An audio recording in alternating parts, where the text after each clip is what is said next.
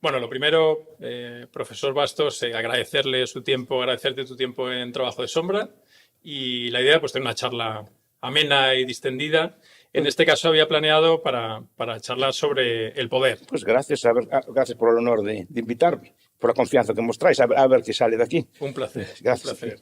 Entonces, bueno, una de las cosas sobre las que he reflexionado mucho, sobre todo a partir de cumplir ya los 35 años, cuando uno empieza con estas cuestiones un poco más profundas de qué venimos a hacer aquí o Sí, qué hago de mi vida y sí, demás, es analizar un poco cómo funciona el poder en general, ¿no? Sobre todo, pues yo vengo de una familia muy humilde, ferrolana, sí, y siempre pues te genera inquietudes cómo funciona pues el poder político, sí, cómo opera el poder financiero y sobre todo a raíz de mi primera quiebra con una empresa, sí, que cuando uno toca fondos, cuando se pregunta sí, qué está pasando en el sí, 2008, que fue sí, una fecha sí, bastante señalada, eh, pues un poco uno trata de cultivarse sí, y de sacar esa ignorancia de por qué pasan estas cosas, ¿no? Porque sí, hay estos ciclos económicos sí, y porque además los problemas que suele haber en las sociedades llevan miles de años sin solventarse.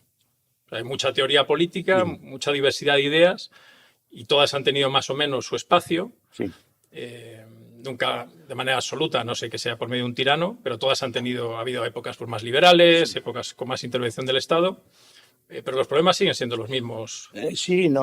Los problemas cambian también, cambian según el ojo con lo que observamos y cómo observamos el mundo.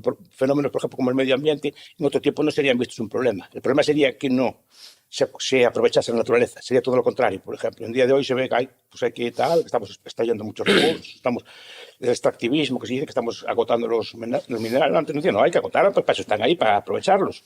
Ahora se ve un problema como el humo, el cemento, y así antes se veía que había que traer más humo y más cemento, porque eso implicaba riqueza, prosperidad, etc. Entonces, los problemas van cambiando con el tiempo y van cambiando con las ideas a medida que evolucionan. O sea que por eso nunca se solucionan, porque cuando se solucionan unos aparecen otros. O al Exacto. revés, problemas viejos se ven como resueltos y aparecen problemas nuevos resultado de una nueva visión del mundo. O sea que no está siempre, no son siempre los mismos. Sí, sí, cambian de color o cambian Sí. de aspecto, pero que siempre continúan unos Porque problemas no, siempre sociales. hay problemas, porque nunca estamos Exacto. satisfechos, pero no son siempre exactamente los mismos, ni vistos desde la misma óptica. Exacto.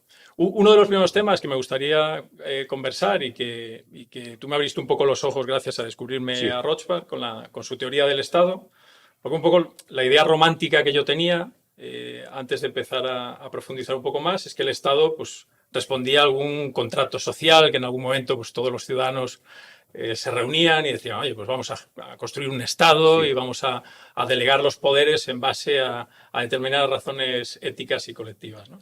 Y me gustaría que conversáramos un poco Sí, a ver, sobre... Giorgio Mazzoni, que es un filósofo político, conservador, le llama el cuento de la cigüeña. Es decir, a los niños se le cuenta, en nuestra cultura se les dice que los niños, cuando preguntan dónde viene para eludir contacto del proceso, se les dice que viene de una cigüeña o que vino de París o una cosa así. Pues, se le cuenta algún tipo de relato o se cuentan relatos sobre los Reyes Magos, se le traen regalos, así, son relatos infantiles que se le cuentan para eludir contacto del proceso, ¿no? Y después, llegado a una edad, pues los niños saben la verdad, digamos, ¿no? El Estado es algo semejante. También se le dice a Zoni que se le cuenta una especie de cuento de la cigüeña, que nació también una especie de contrato inmaculado, que todos se dieron la mano y todos se dieron soberanía o algo así, ¿no? Para eludir contar todo el proceso real, histórico y real de funcionamiento. Lo que pasa es que ese cuento sigue contándose a los adultos. Y esa es la diferencia. Y cualquiera que estudie un poco el origen del Estado y esto ve que no hubo tal contrato. Es decir, por lo menos no está datado tal contrato y tal contrato, además de darse, no cumple características jurídicas para ser reconocido un contrato. Entonces, por eso digo que es una especie de cuento de los cigüeños. Pero no lo digo yo, lo dice John Amazzoni, que lo dice mejor que yo. Pero la idea es esta, es decir, no hubo tal. El Estado viene de la violencia, básicamente, y de la conquista, y de la predación. Que a día de hoy se suavizó en muchos aspectos ese mecanismo, tiene otras formas, pero en el origen sigue siendo el mismo. Si el origen de eso es lo mismo, y muchas veces se elude decir de dónde viene. Es decir, que Eh, al final lo que dice la teoría del Estado que defienden personas como Rothbard es que los primeros estados nacen de los vándalos, de los No, a ver, delincuentes, hay como dos teorías, una antropológica que se refiere al origen del Estado prístino, de las primeras formas políticas. Nosotros en ciencia política, el Estado nos referimos desde Westfalia para acá, el Estado como la forma actual, digamos que el Estado como una corporación, como un ente abstracto, Antes el poder tenía una forma más personal en general. Tú obedecías a una persona en concreto, un rey, un príncipe, un conde, un marqués, un papa, lo que fuera, pero era una persona. Ahora obedeces a un ente supuestamente abstracto, una especie de ente gaseoso que está por ahí flotando, ¿no? Pero el primer poder, que eran los primeros poderes personales, los primeros gobiernos prestos, Carneiro dicen que nacen de la violencia, nacen de la circunscripción, un grupo normalmente de nómadas cierra un territorio, es capaz de cerrar un valle, un territorio circunscrito, o sea, que se pueda cerrar, y empezar a cobrarle tributo a los conquistados. Y de ahí de los primeros estados. Después autores como Ibn Khaldun, ya en la Edad Media, empiezan a hablar de la teoría de la conquista, de que todos los estados, cuando Ibn Khaldun, que era un sabio árabe, el autor de la Introducción a la Historia Universal, que es un libro, uno de los clásicos de las ciencias sociales, dice que cuando viajaba por el mundo árabe, como el imperio árabe, decía, todos estos estados, todos estos reinos nacen de la conquista. De la conquista de los árabes que generaron nuevas entes, se superestratificó sobre las antiguas y puso un estado allí, ¿no? Entonces los vándalos, por ejemplo, los francos, Francia se llama Francia por los francos, y los francosalios era un grupo de vándalos, de una tribu que simplemente vio al imperio romano débil, conquistó aquello y dijo, ahora me pagué los tributos a mí. En vez de pagárselos a Roma, me los pagáis a mí. Los godos en España, los suevos, los lombardos, todos estos pueblos básicamente lo que eran tribus nómadas que llegaron, pusieron un territorio, conquistaron ese territorio y después obligaron a cobrar tributo. Pero los árabes hicieron lo mismo. Dijeron, ahora el impuesto me lo pagáis a mí, al califa. En vez de pagárselos al rey godo, me lo pagáis a mí.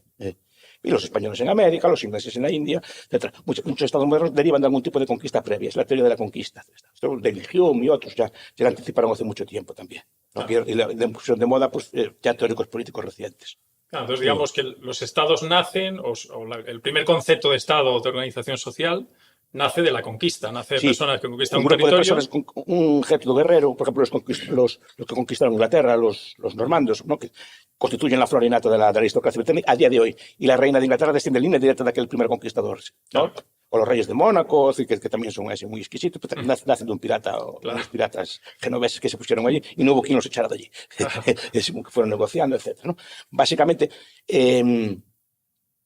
son grupos de personas que en su momento conquistaron, pues normalmente alguna tribu nómada conquistó un territorio y se puso, echó a los que estaban antes, a los jefes, y dijeron, a partir de ahora me pagáis el tributo a mí. Ese es el origen simplificando mucho, ¿no? Y después claro. Que hay muchos, porque después no hay un estado arquetipo, es decir, no todos los estados siguen un modelo, los hay de, cada sitio concreto tiene su propio origen, pero básicamente no nos equivocamos mucho.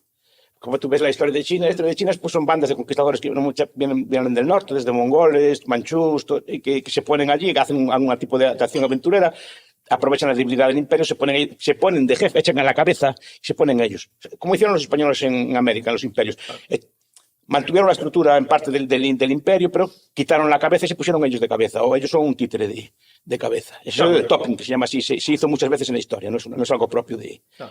Así es más fácil porque el imperio o el funcionariado pues siempre va a tener tiene esa predisposición a seguir. Ya está acostumbrado a ser gobernado, tienes una estructura, tienes un territorio, tienes un sistema fiscal. Por eso los pueblos apaches, por ejemplo, los pueblos anárquicos, tipo los apaches o los mapuches o otros pueblos que se tomaron en América son mucho más difíciles de conquistar, porque no tienen una cabeza, entonces no tienes que conquistar o todo el terreno, lo cual es muy difícil, y no hay nadie que se rinda, entonces es mucho más difícil de conquistar. Por eso los apaches resistieron tanto, en cambio los imperios organizados no.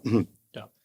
Me interesa mucho, son más pueblos, que no. Sí, me interesa mucho conocer, porque también suele haber una idea romántica de esto, por qué el poder o las élites ceden poder. Es decir, por qué porque se configura después, primero eran monarquías o eran reyes o tiranos, y después pasa ese concepto más abstracto que es el Estado, ¿no? Pero ceden poder o lo ganan de otra forma. Claro. Que ahí está la cuestión. Mire, cuando había monarquías, más o menos, Charles Adams, por ejemplo, de promedio, y en época de paz, no en época de guerra, normalmente lo que recaudaba un rey era más o menos el 10% del Producto Interior Bruto, como máximo. Hoy en día los estados occidentales son el 40 o el 50%. Se apropian de la mitad de la riqueza, cosa que un rey, por ejemplo, no podía, porque llegado a un punto había una revuelta fiscal. Porque la gente veía que estaba pagando a una persona y se negaba a pagarle más a una persona. El diezmo normalmente es el impuesto de toda la vida. Ya es el diezmo bíblico, siempre está el 10%, más o menos la gente está como acostumbrada. Mucho más allá de eso no lo soporta, por muchos motivos. Y si es para una persona, pero si dice que te lo pagas a ti mismo, ya parece otra cosa. Pero todos los estados modernos recaudan el 50%. Lo que dicen los teóricos de esto es que no ceden poder, cambian el poder. Es decir, El poder antes era despótico, en el sentido de que llega un rey y dice que le corten la cabeza, y se le cortaba la cabeza. O era la discreción del rey. El día eso no lo hay. O sea, siguen unas normas y el Estado no está en cuerpo. Pero a cambio, tiene lo que se llama un poder infraestructural. Tiene una capacidad de penetración en tu vida que no tenía ningún rey de antes. Porque sabe todo lo que ganas, cuánto lo ganas y puede fijarte el impuesto que entienda pertinente según lo que ganas. Pero puede, por ejemplo, cambiarte de idioma si hace falta.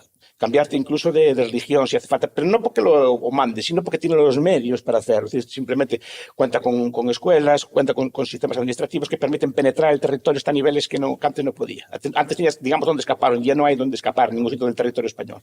Entonces, ese poder cambia, porque tienen carreteras, infraestructuras, aeropuertos, controlan los movimientos, cosa que antes era mucho más difícil de hacer.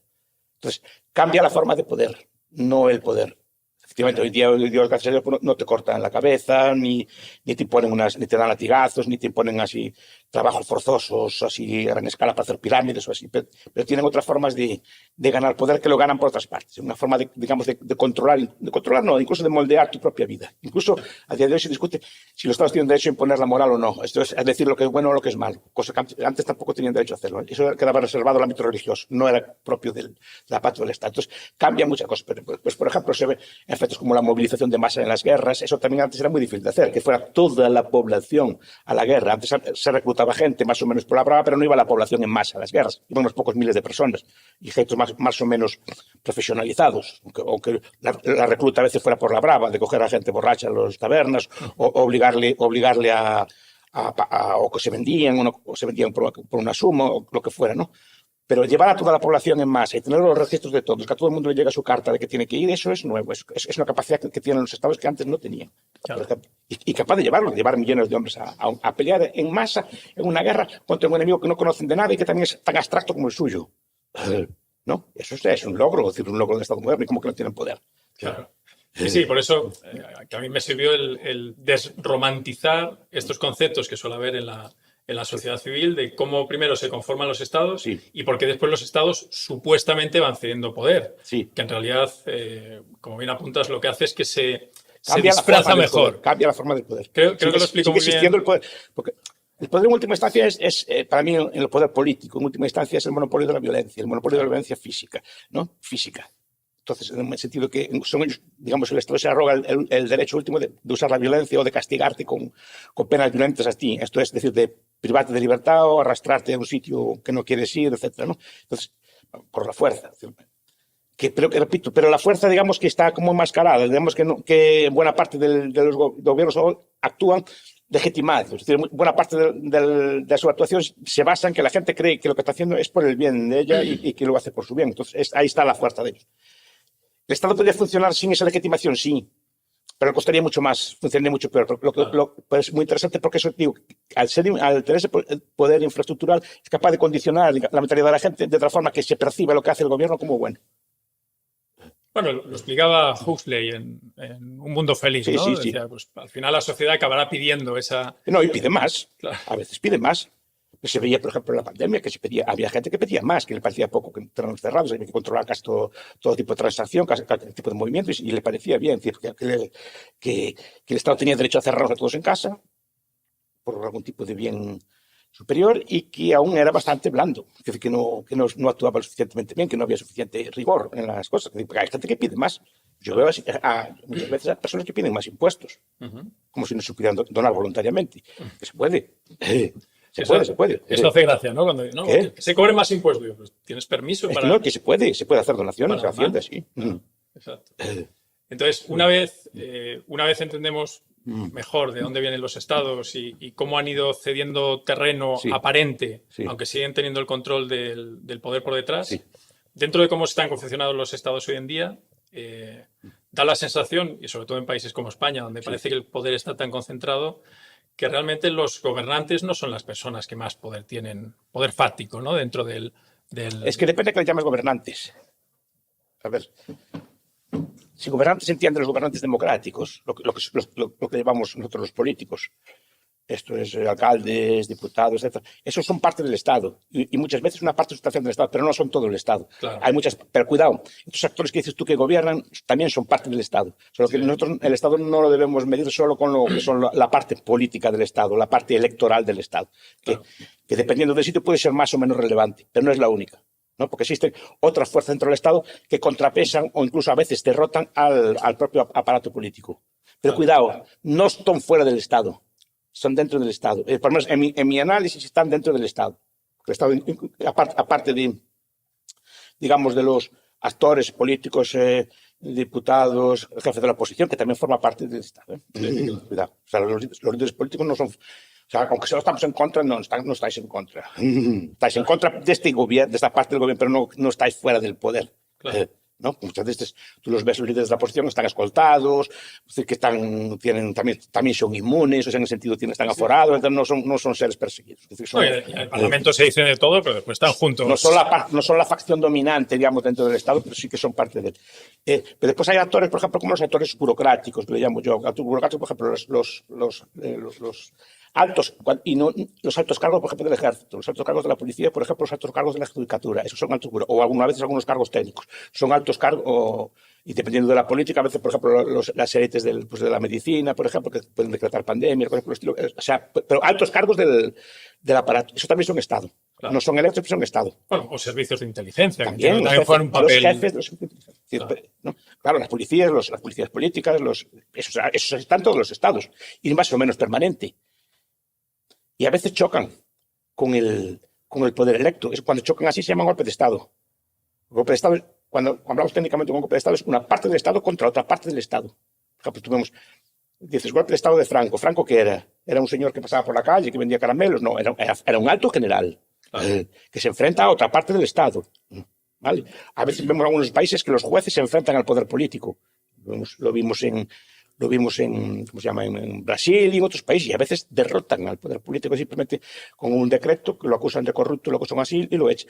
Que no sé si es verdad. ¿Qué ha pasado en Rumanía? No sé. Pasó en Rumanía que efectivamente el juez se carga en las elecciones, porque no le gusta el resultado.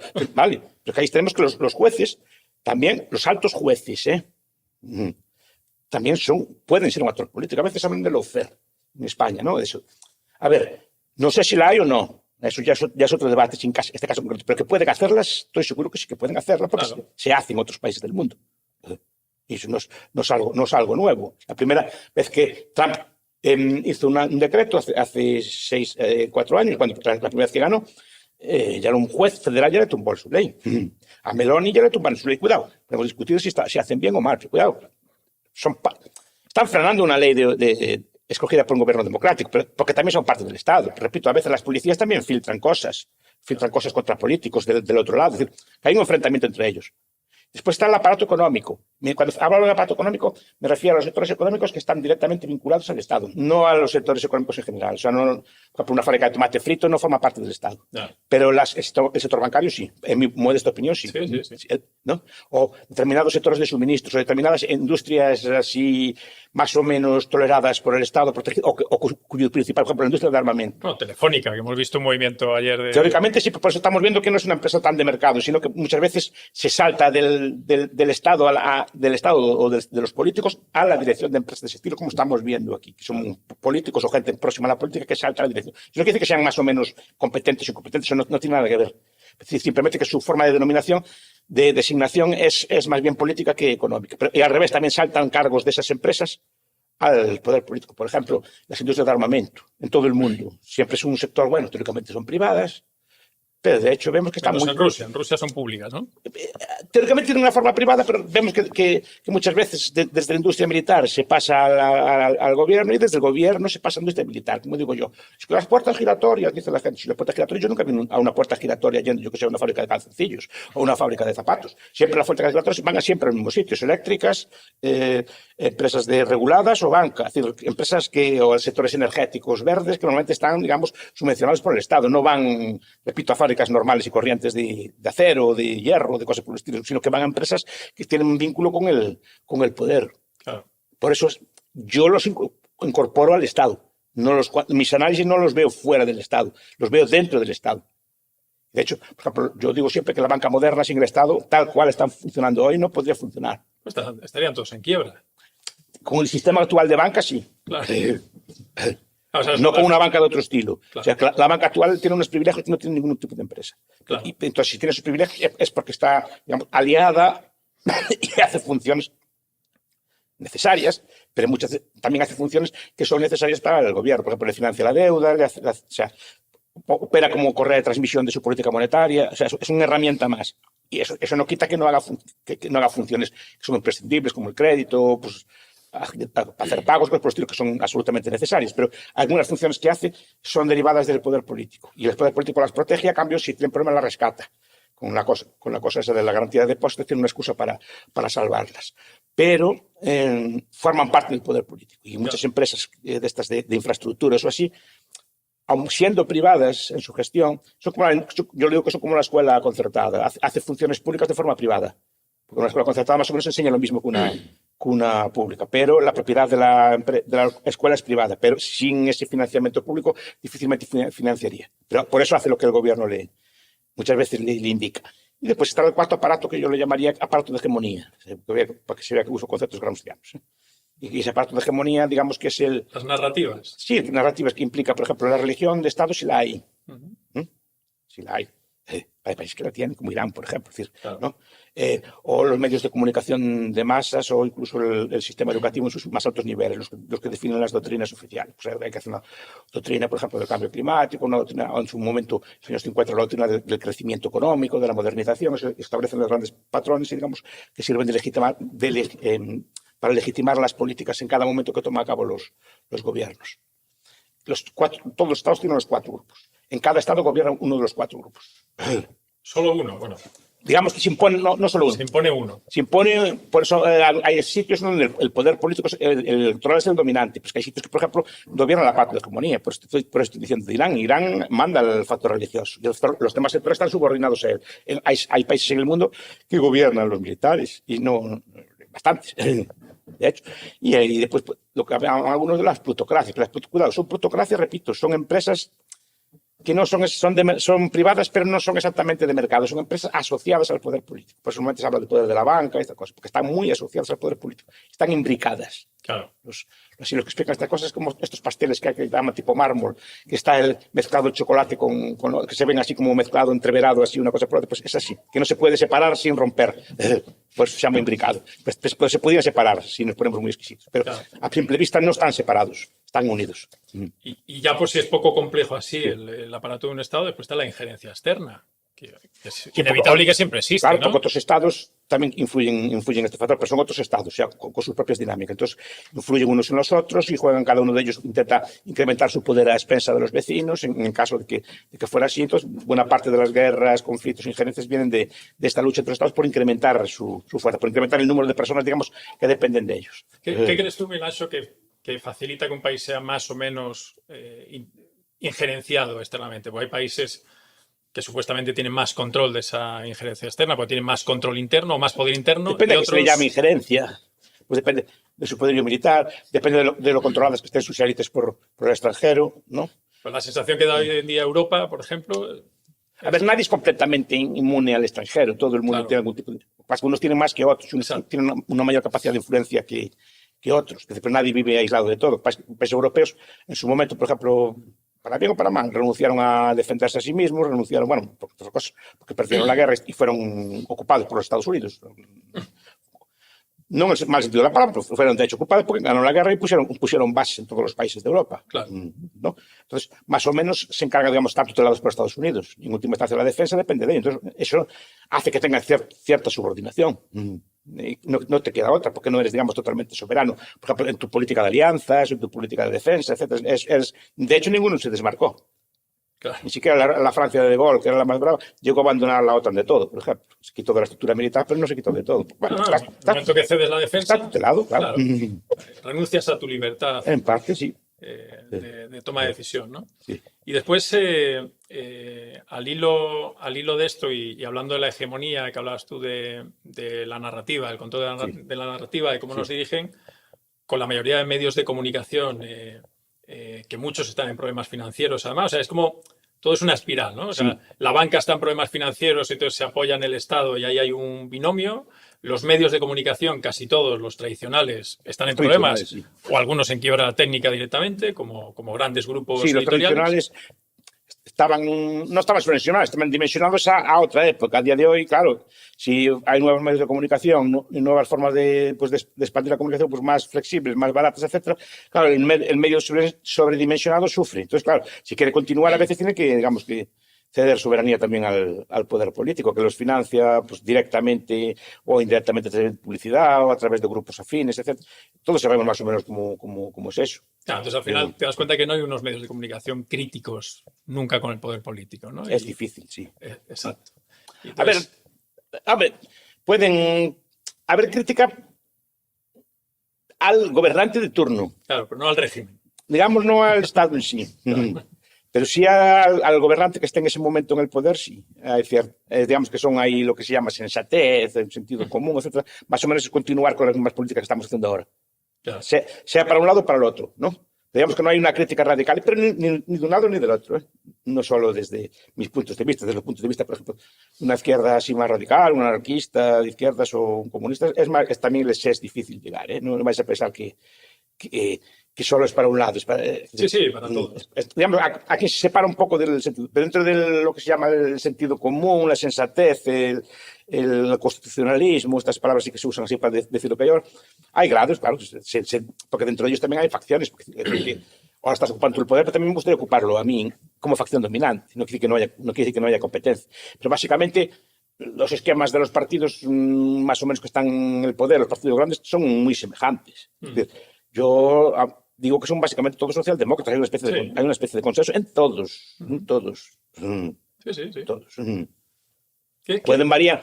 Pues yo quiero subir los impuestos 5 puntos, yo quiero bajar los 5 puntos, yo quiero liberalizar un poco los horarios o los festividades. Pero ninguno cuestiona el sistema por completo. Claro. Son grados dentro del sistema. Y en tu opinión, ¿qué es lo que hace que...? Porque notas que hay países como Estados Unidos donde los poderes están más repartidos, hay más independencia en medios de comunicación, o al menos aparente, en el sistema financiero igual, hay más tejido industrial, hay más empresa. Más sociedad civil, sobre todo. Exacto. Y en cambio hay países como España donde hay muchísima más intervención. Dentro de que yo soy, como ves, con el Estado tampoco digo que todos los Estados son iguales, ¿eh? Claro. También no me digo. Yo me siento bastante libre, no, no voy a decir, yo no tiranía, no. Aquí también ser un poco realista, sin decir que yo nunca tuve ningún problema legal ni nada por el estilo. Es decir, o sea, y no es por hacer así pelota ninguna, que es verdad, es un país bastante libre, también por la sociedad es bastante libre. Es decir, no, es injusto decirlo. Sería injusto decir que esto es una tiranía que tanto el día persigue. No es cierto. No, de hecho, tú eres un ejemplo de eso. Por eso lo digo. Entonces, sería mentir diciendo que estamos aquí represaliados. No. Es un país, porque no todos los estados son iguales. Y nuestro estado, pues gracias a Dios, pues es bastante dentro de lo que cabe, que tiene ciertos aspectos, por ejemplo, para mí, excesivos impuestos o excesivas regulaciones en lo económico. En los ámbitos de las libertades yo no tengo, por lo menos yo no hablo por mí, Claro. No puedo hablar mal ni de este gobierno ni de otros. Es decir, no me siento yo cohibido, represaliado así, porque también yo creo que estaría mintiendo en mi caso. No sé en otros casos, no sé en otros casos. Pero yo no me siento que en ese aspecto el Estado español pues es bastante tolerante. Podría no serlo, cuidado con los hay que no lo son, pero este no es el caso. A lo mejor en lo económico puede ser más, pero en el ámbito de las libertades o así no me parece que deba criticarlo por ese ámbito. Sí, claro. ¿En qué crees que depende que un Estado, porque notas que hay estados donde prima más lo eficiente o lo económico, como pueden ser países, o donde se prima más la libertad o se toma más en consideración la libertad? A ver, la libertad, cuando hablamos de libertad, tiene muchas dimensiones. Supongo que está refiriendo a la libertad pues, de expresión o de asociación, etcétera, ¿no? Sí, de menos regulación, menos intervención del Estado, ¿no? En los asuntos públicos. Sí, pero como decías antes, como me decías antes del título de vuestro podcast. Sí, yo trabajo eso. Algo de eso, que hay una especie de espejos, que también la sociedad española, a ver, hay unas encuestas de valores mundiales que le preguntan a la gente por cosas de economía, de política, a ver si son más o menos liberales. España es uno de los países del mundo occidental, digamos, más pro-intervencionista. Anticapitalista, de hecho, pero muy intervencionista. Le gusta que el Estado regule la economía. Entonces, se ven siempre bien y se aplauden subidas de salarios mínimos, reducciones de jornadas, todo tipo de cosas y todo cosas que el Estado regule, digamos, por el bien de la gente. No es así en todas partes. Cuando hubo un referéndum sobre el salario mínimo en Suiza, salió que no. Sí. O sea, la población de allí dijo que no. Y ese mi debate Por siempre... ejemplo, no toda la población es así. Entonces, claro, si el gobierno ve que la gente es así, ya se actúa de otra forma. Pero si ve que aquí un referéndum de subida de salario mínimo saldría aprobado por mayoría absolutísima, ¿no? Claro. Entonces, es normal que los gobernantes también actúen así. Claro. Y yo veo que la ministra Yolanda Díaz, por ejemplo, vicepresidenta, cuando habla de la reducción de jornada, también lo hace. Supongo que porque lo cree, pero también porque es una medida enormemente popular. Claro. Incluso en ámbitos de la derecha. Entonces, claro, tenemos más o menos, en esos aspectos, tenemos más o menos ¿Y por qué países, lo que nos gusta? ¿Por qué países que son más liberales en lo económico o sociedades como la de Suiza al final acaban teniendo más salarios más altos? Bueno, porque es así, porque son una cosa lo que te gusta a ti, otra cosa lo que dice pues más o menos la ley económica. Si tú intervienes, etcétera, y tú regulas estas cosas, tu trabajo es más caro que el del vecino. Por tanto, tus productos son menos competitivos que los del vecino. Es así de simple. Entonces, al final, también el empresario o la persona los salarios van a ser más bajos porque es menos productivo, etcétera. Entonces, al final eso se acaba pagando. No mucho. Yo siempre pongo una estadística que digo que la diferencia, por ejemplo, cuando se independizan México y Estados Unidos, más o menos estaban a la par, más o menos. O había diferencia, pero no era mucha. Estados Unidos, desde la independencia histórica, creció un 1% más de promedio cada año que México. O sea, si México crecía al 2, al 3. México creció muchísimo. Estados Unidos creció un punto más durante 200 años. Ahí tienes la diferencia. Claro. Porque son pequeñas diferencias acumuladas. Al principio no se nota. Al principio, cuando hacemos una política de este estilo, no se nota gran cosa y el vecino pues no la hace y tampoco se nota gran cosa. Pero tú vete acumulando en el tiempo y ahí ves las diferencias. Claro. ¿No? Y nosotros pensamos que además, nuestro discurso es que la culpa siempre es de otros, no acabamos de asumir ese tipo de valores de responsabilidad individual, ¿no? En el sentido de decir, mira, la culpa es mía, si me va mal, la culpa, algo hice yo mal, aunque de verdad no fuera todo culpa tuya, pero siempre hay que decir, una persona debe pensar, ¿qué hice yo mal? ¿No? Pero no siempre es la culpa de otro, y siempre al otro hay que corregirlo, siempre al otro hay que ponerle una multa, siempre al otro hay que castigarme, decir, a ver, ¿qué hice yo mal? ¿Cómo puedo mejorar yo? ¿Cómo puedo hacer? No, siempre la actitud es castigue, premios, y suben los precios en la tienda, la culpa es del avaro, del especulador, siempre es el tendero, porque eso ya desde los tiempos del Imperio Romano se lleva repitiendo el mismo y siempre triunfa. Pero triunfa también en sitios que no. También nosotros no tenemos una especial devoción por la cultura económica. Tampoco tiene pues obligatoria, pero un poco más de cultura económica tampoco estaba de más, ¿no? Que enseñaran las escuelas determinadas cosas o pues, otro tipo de ejemplos son las matemáticas. A la educación no llega, no hay un interés en... No, sobre todo en la educación económica. Claro. ¿No? Por ejemplo, digo, mira, las clases de matemáticas, por ejemplo, que se puede poner muchos ejemplos de muchas cosas, porque, por ejemplo, no pones a ver, si usted hace una hipoteca a interés variable, ¿cuánto le va a salir al mes? Si le hace tipo fijo a tal tipo, ¿cuánto le va a salir al mes? Ese tipo de cálculo. ¿Cuánto tiene que ahorrar usted para tener una hipoteca? ¿Y cuánto lo puede amortizar en cuántos plazos? Ese tipo de cosas. ¿Cuánto le tiene que ganar usted un café para abrir un bar? Eso hace a la gente más libre, más independiente. Te enseña a hacer cálculos, usted hace menos dependiente de... Porque la gente dice, ay, no sé qué los tipos variables. Hombre, cuando yo contrato una hipoteca, te preguntas si quieres variable o fijo. O sea, a mí me lo preguntaron, por lo menos. Yo dije, mira, pues yo quiero esto, que me conviene más esto, lo otro. Pero yo escogí yo y sabiendo lo que escogía. Sabiendo que si cojo una variable, me asumo un riesgo. Asumo un riesgo. La fija me va a ser más cara, pero no voy a llevar sustos. Entonces, eso tiene que sujetar. Pero parece que hay una mentalidad que siempre, al ser variable, siempre va a bajar y va a estar siempre baja toda la vida. En cuanto sube, te lleves un susto, ¿no? A ver, hay que explicarle a las personas las cosas, ¿no? Que no se puede uno hipotecar hasta lo máximo que pueda, hasta las cejas, de lo máximo que pueda pagar. Tiene que dejar como un remanente por si viene maldad. Pero se puede explicar de niños, ¿eh? Sí, pero no en la educación pública no se hace. O no sé ahora, ¿eh? En mis tiempos no se hacía, por lo menos. No, cuando estudié yo, no sé vosotros. Pero yo no, son más jóvenes, pero a mí no me explicaban nada de eso. No. Alguna cosa así, pero un poco más. Y quizá tampoco hay el incentivo. No sé si hay incentivo, pero explicar cosas de economía común, cara, y la decisión más grande de una persona es comprar una casa. Y normalmente la mayor parte de las personas la compran hipotecadas. Esa decisión cualquier persona debe tenerla como ya muy trillada. Parece que se estudia más una tarifa de un teléfono móvil que una hipoteca. Que se estudia más, se compara más y se sabe más de una tarifa de móvil o una cosa así que de una hipoteca. Claro, los que diseñan los programas de educación obligatoria Y parece que no tiene mucho interés. Son funcionarios, entiendo, No, normalmente lo hacen pues, en las direcciones generales de los ministerios de educación o de las Exacto. consellerías de cada, como en España.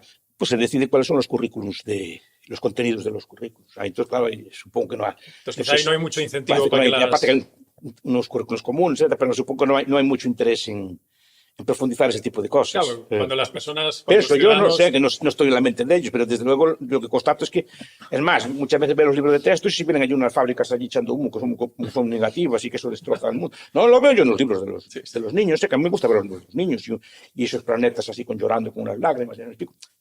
Que es un dibujo muy religioso, ¿eh? Porque estás, digamos, haciendo que la Tierra sea como un ser vivo, sufriente y una cosa por el estilo. Y a veces, como digo yo, a veces nos dicen, los ateos dicen, somos polvo y así somos materia del solar y así que se juntó y polvo de estrella. Y polvo de estrella. Sí. Vale, entonces la Tierra también es polvo de estrella. No vengas ahora que llore y que sufre. Si yo soy polvo de estrella, la Tierra también no es más que yo la Tierra, es decir, no es más lista que yo ni nada por el estilo, simplemente pues también es Tierra, punto, que está ahí junta y crece allí. Si yo soy Tierra, yo también. No, pero se antropomorfiza, se hipostatiza, ¿no? Como un ser así que sufre, que le hacemos llorar a la Tierra y el planeta, claro, pero esas cosas tienen una cosmovisión religiosa muy grande, ¿eh? aunque parezca que no. Sí. Y entonces, yo es lo que veo en los libros de texto, pero muchas veces de forma crítica, no hay discusión al respecto. De hecho, la enseñanza obligatoria, que es otra de las cosas que se ve como una función romántica del Estado que quiere proveerte conocimiento, también ha sido siempre usado para alinear a...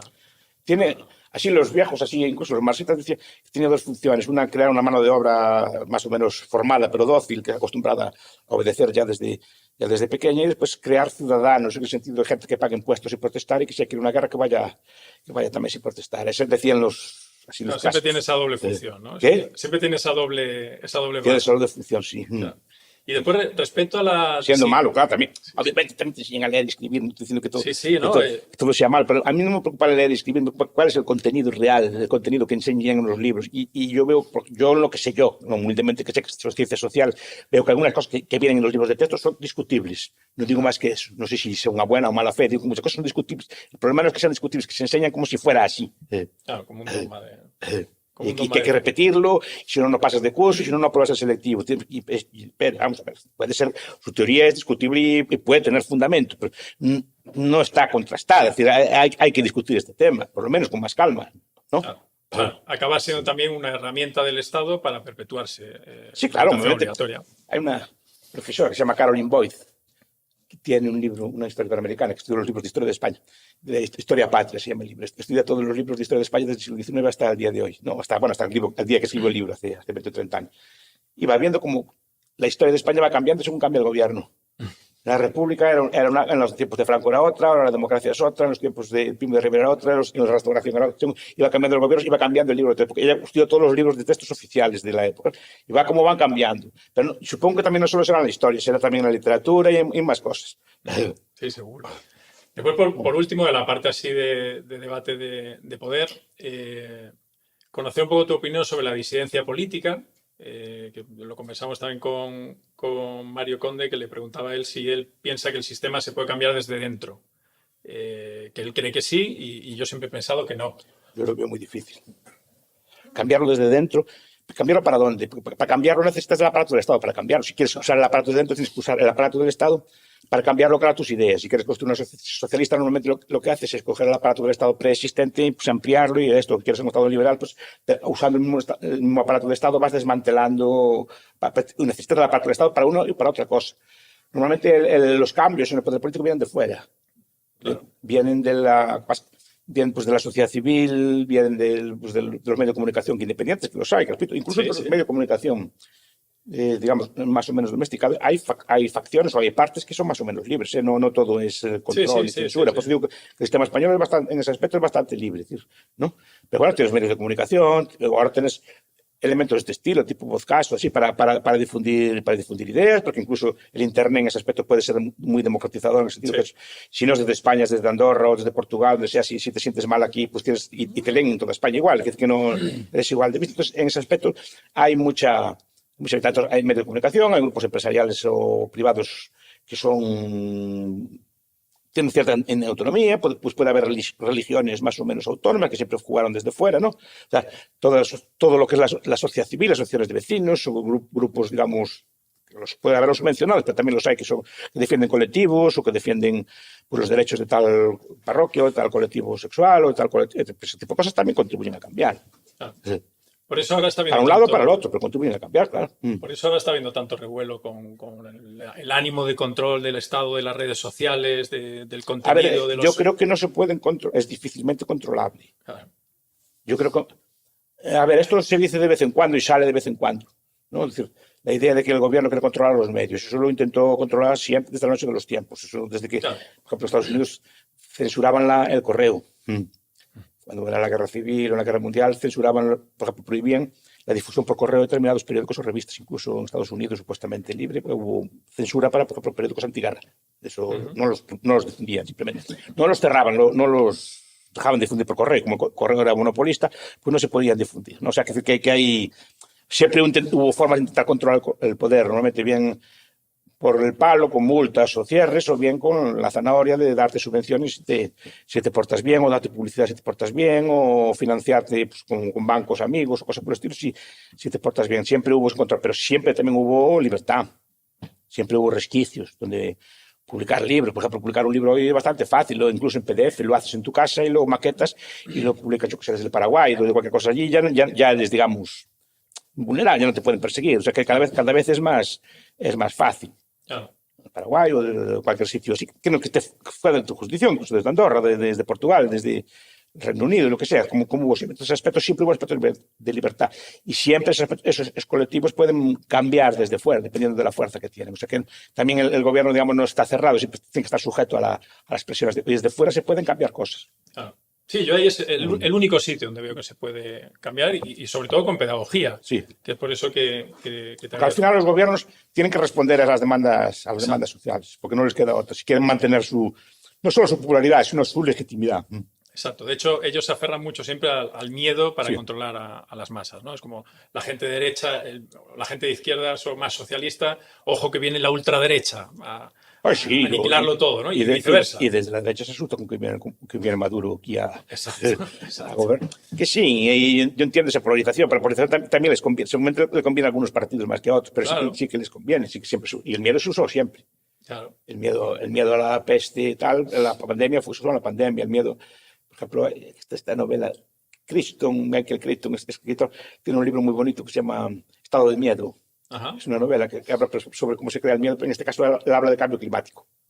Es un libro muy políticamente incorrecto en su momento, pues, explicando cómo se crea el miedo y a partir de ese miedo a que vengan todas las cosas con el cambio climático se establece un montón de controles, regulaciones, impuestos, etcétera, a un montón de cosas. Y los miedos, normalmente el miedo a Rusia, pues ahora con el miedo a Rusia, pues están subiendo el gasto en defensa, etcétera. Normalmente siempre se usa algún tipo de miedo. El miedo al concepto de guerra. Es decir, la guerra ya no es solo la guerra física, sino guerra a las drogas, guerra a la pobreza, etc. Pero es un lenguaje bélico, en vez de decir... El terrorismo, que también se usa mucho. Pero digo que se usa el lenguaje bélico para justificar determinadas políticas, porque en la guerra supuestamente se pueden levantar o suspender, digamos, las garantías constitucionales. Entonces, normalmente se usa el lenguaje de guerra para decir que vamos a hacer cosas extraordinarias por atender esta guerra que nosotros consideramos tan importante. Es decir, no, vamos a mejorar la pobreza, vamos a intentar mejorar el estado de los... No, guerra a la pobreza. Es un concepto que se usa, o guerra a la droga. En vez de, vamos a ver, que la gente consuma menos o que entienda que esto no es bueno. No, guerra, prohibición, tal, y hay que saltarse normas, lo que sea. Claro, es una forma de justificar una mayor intervención. La retórica bélica, la retórica de guerra siempre funciona bien. La retórica de miedo también. Bueno, de hecho, Rothbard, es un poco el padre del anarcocapitalismo, sí, moderno, sí. En su tiempo se llegó a afiliar a partidos de izquierdas cuando fue la guerra del Vietnam, ¿no? Por ir en contra es un viejo debate que pronto en la derecha española muchas veces no se entiende. Es decir, el capitalismo nace nace en su origen de la lucha contra la intervención americana en el exterior. Sea en forma de guerra, sea en forma por ejemplo, de golpes de Estado que daban otros países o de intervención de la CIA en otros países. Era totalmente contrario a eso y nace ahí. Tiene un nacimiento político, no un nacimiento económico. La gente piensa que es derivada de la escuela austriaca y del liberalismo económico. El liberalismo económico es una parte del programa, pero el programa nace contra la guerra, porque siguen a un autor que se llama Randolph Bourne, que habla de que la guerra es la salud del Estado. Cuando hay guerra, digamos que es cuando se suben más los impuestos, cuando te pueden pues, meter en la cárcel por tus ideas, porque atentas a la seguridad nacional, cuando, digamos, se pueden establecer sistemas de planificación central para la guerra, se puede reorientar el uso de la industria, etc. Porque la guerra para el Estado está muy cómodo con ella. De hecho, los Estados, si hacemos caso a Charles Tilly y otros autores, Porter, por ejemplo, el Estado es, decía Tilly, el Estado hace la guerra y la guerra hace el Estado. Es decir, el Estado es una creación, el Estado moderno, abstracto, es una creación de la guerra. Y el Estado está diseñado para hacer la guerra. Es el principal designio de un Estado. Los demás son secundarios, pero el principal designio de un Estado siempre es hacer la guerra. Y de hecho, autores como Martin Van Creveld, que es un historiador militar israelí, dice que si cambia la forma de la guerra, cambia la forma del Estado. O cambiará la forma del Estado. Pues de tan imbricados que están. Porque eso muchas veces nos olvidamos. Pensamos que el Estado está para hacer justicia social o cosas por el estilo. Esas funciones que se daban a día de hoy, en ninguno de los teóricos clásicos del Estado está presente. Ninguno. Los estados, históricamente, cuando los teóricos clásicos liberales del Estado hablaban del Estado, no hablaban de la justicia social o de la igualdad, hablaban de 4 cosas: de la defensa interna y de la defensa externa, de las obras públicas, básicamente. Eso era lo que usaban los clásicos para defender el Estado. Bueno, o sea, antes, defensa interna, defensa externa, justicia y obras públicas. Básicamente eso. Lo demás no formaba parte del corpus del Estado, pero a día de hoy el Estado no gasta en nada. Los gastos principales del Estado no son ninguno de esos. Los gastos del día de hoy son gastos sociales, porque el Estado, digamos, que se enmascara en ese tipo de gastos. Pero cuidado, su función esencial y la última ratio del gobierno es esa, es la fuerza. Siempre repito una frase que en los cañones del rey de Francia en los cañones ponía última ratio regnum. La última razón del rey es esta, la fuerza. Es decir, no necesita imponerse por el buen razonamiento. Esta es la razón del rey, decía así, ¿no? Yo creo también que al final la humanidad evoluciona a base de golpes y de prueba-error. Y antes quizás los estados eran más imperialistas o de corte imperialista, de conquista. Sí. Y entonces lo que vendía más es el lenguaje bélico, tenemos que crecer, la ambición y demás, ¿no? Por eso quizá los poderes fácticos más autoritarios invertían en proyectos ambiciosos y quizá más vinculados a la derecha en esos primeros tiempos. De crecimiento. Exacto. Era el paradigma de la modernización y del crecimiento. El paradigma hasta los años 80 era que funcionaba. Todo tenía que subordinarse. Por ejemplo, yo te podía expropiar tu casa, etcétera, pues para hacer una presa, o podía para hacer una carretera, pues todo tenía que estar subordinado al progreso económico. El día de hoy, por ejemplo, hay otros paradigmas que se llaman postmaterialistas. Por ejemplo, a día de hoy, yo te puedo quitar tu casa y todo por el nombre del medio ambiente. Claro. Se cambia el fin, no la forma. No, pero por eso a mí me llama mucha atención que, sobre todo a partir de los convenios de Ginebra, que es cuando parecía, oye, pues hemos llegado a una serie de pactos para que esto no sea guerras de cualquier forma y demás, y parecía que a partir de ahí iba a venir la paz en el mundo, y fue Primera Guerra Mundial, Segunda Guerra Mundial, y las guerras más sádicas y con más muertes que hubo. Y más impersonales. Sí, sí. Pero quizá tiene que ver por los propios convenios de Ginebra, porque ya no servía... el adversario, no es, oye, vamos a ser adversarios porque quiero conquistarte a ti, tú me quieres conquistar a mí y vamos a ver quién gana y después incluso... Bueno, así los convenios de Ginebra en parte se cumplían, por ejemplo, los prisioneros, bueno, había de todo, ¿no? Pero normalmente no se les asesinaba, antiguamente se les asesinaba, después no. Por lo menos se guardaban ciertas apariencias con la Convención de Ginebra. Pero al mismo tiempo provocó que ya había que convertir al adversario en enemigo. Es que eso no es propio, es el problema de la guerra de masas y de que la guerra moderna es una guerra total. Es decir, antes la guerra era de unas tropas del rey contra las tropas de otro rey. Quitando los sitios donde se desarrollaba la guerra, la mayoría de la población ni se enteraba y normalmente seguía comerciando incluso con el enemigo. Porque no se entendía que el vecino era un enemigo. O sea, no se entendía que el francés era un enemigo. Era un señor que estaba por allí y se peleaba el rey de Francia contra los de España. Pero al momento siguiente el rey de Francia y el de España se aliaban contra el rey de Inglaterra. Pero eso pasaba de la noche al día. Es decir, entonces la gente más o menos era escéptica. Es decir, no veía la guerra como algo personal, sino que te reclutaban o tenías que ir allí o te afectaba en tu casa. Pero no lo veías como una guerra personal. En cambio, las guerras mundiales ya son guerras de nación contra nación. O de imperio contra imperio. Si todos los franceses tenemos que odiar a todos los ingleses y todos los ingleses son enemigos nuestros, no. Y hay un cambio. Entonces, toda la población se moviliza. Y después todos los recursos económicos de la nación se movilizan para la guerra. Y eso es un cambio tremendo. Yo creo que empieza con la Revolución Francesa, con la leva en masa. Cuando la Convención recluta a decenas, a la población entera, para pelear contra ejércitos, digamos, de normales de mercenarios o objetos normales, de mercenarios o no, pero objetos pequeñitos, de 20, 30.000 personas, de repente manda a cientos de miles de personas. Claro. Pero claro, se obliga al enemigo a hacer lo mismo.